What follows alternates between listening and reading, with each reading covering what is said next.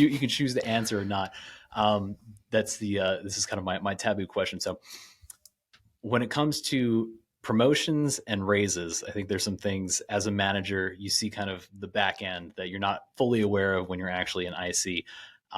Is there anything that you think that IC should be aware of that might not be shared, like throughout the broader organization that people managers might be aware of, such as like budgets, constraints, percentages, how people get the percentages they're given, and then the consequences of, especially if there is a budget, where does that budget come from if you're giving more to somebody versus less to another?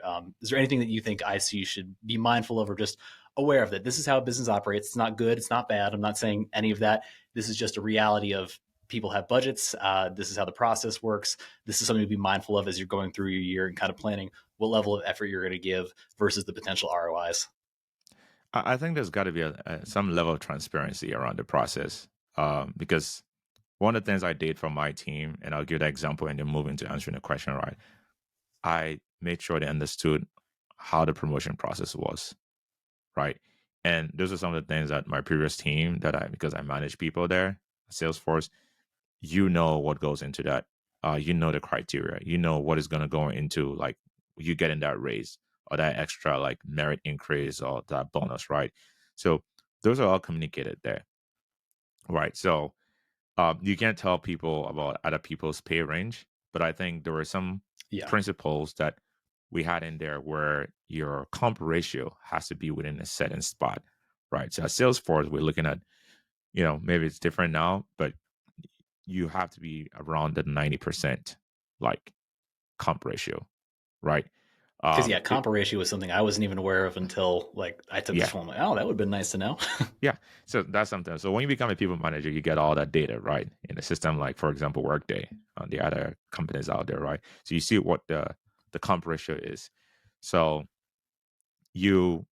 and that's something that I think it's okay to discuss that with the team. I don't think that's something you need to hide from them, because they need to know what your comp ratio is. And then you can kind of work towards improving it, right? To maybe 90% or something closer to a 1, right? So I feel like that information needs to be shared, but you also need to share it with them, letting them know that for them to get to that next level, they need to work for that. So it's not like a given. Like people cannot feel entitled Mhm. to having pay increases, right? People have to be rewarded based on what they do and what they deserve, that they've earned. They need to get it, right? So one of the things that we did was our performance, the raises were tied to your performance rating. In the past, things were not done like everybody gets like a flat 4%, whatever percentage was that, right? But now things were, if you have a particular performance rating, you can get up to like an 8%, or I'm just using as an example, right? Or 5%. If you fall below a certain percentage, you can get like 3 or 2, or even not any percentage increase. So those Mhm. things needs to be communicated to the team, so they're not sitting there and expecting to get a raise and not doing the role, like doing the work properly. So far as you know how your performance is evaluated, what the performance rating is, and how that ties into percentage increases in your pay, then you're in a good spot. But I've been in situations where I took over a team, right, where there was someone who was like working really well, like who needs to be recognized, but they came in at a very low pay scale.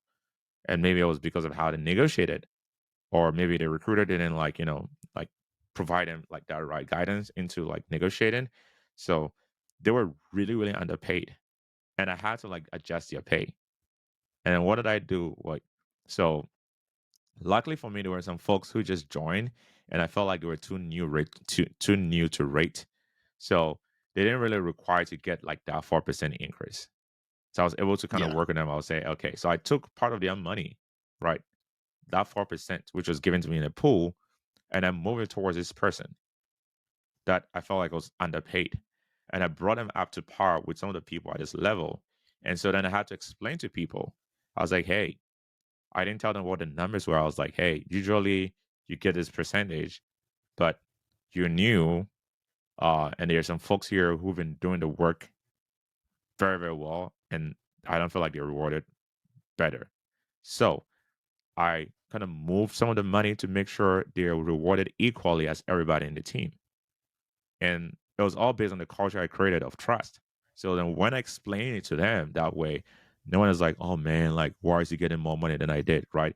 You have to create that environment where people feel like at the end of the day, people need to be rewarded for what they do and what they deserve to be rewarded for. Right. And so I was able to adjust that pay for that person to the extent that after during the next pay review, everybody got what they earned. But I had to explain it to people. And I was lucky in a sense where I had people who were just joined the company. I don't feel like I needed to prorate their raise. I didn't have to give them the full 4%. I was able to move some of that money to increase that person. So as a manager, you got to make sure you understand that.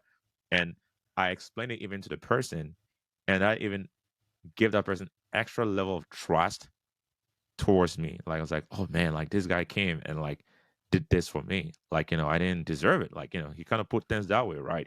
But I felt like you deserved it because you've earned it.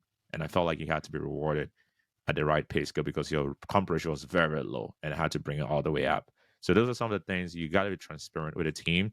You don't have to give a lot of details, but you have to explain the sausage making process to them so they're not like found wanting and figuring out and getting confused. And what's going to happen is you'll start looking around the industry, how much people making, and then you start flirting with other companies, right?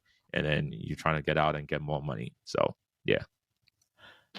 Because that's one of those things that I wish I knew, because I feel like when you're an IC, you have certain expectations. You're like, I'm working 120%, so therefore I deserve a 20% increase based on the value that I've created for the company, while not having an understanding of that's not how it works. Like, there is a budget. This is usually set like per fiscal year. Hmm. It's not necessarily tied to your performance, the value that you generate for the business. There are things that, like you mentioned before, like moving some of the percentages around from a pool to one person who's working exceptionally versus other people who like might be new or might not have the particular rating that warrants a really high percentage increase. But I wish I knew that, because I think there was a manager that I had at a past company, phenomenal guy, and I think he really went to bat for me. And I think part of the reason why I left was because I didn't have an understanding of what was happening in the back end. So there might have been like, this was the absolute top of what he could get for me, and he really like went to bat and did the absolute best he could. But I was still disappointed because I didn't have that knowledge of this is how the process works. So I think that's something that hopefully could keep some disappointment at bay if your team recognizes, this is what I'm doing for you.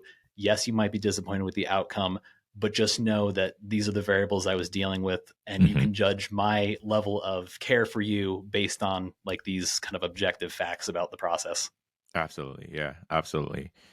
And so, yeah, to my point, it's you as a manager, you got to be transparent with your team, and you have to make it a point to do something about it too.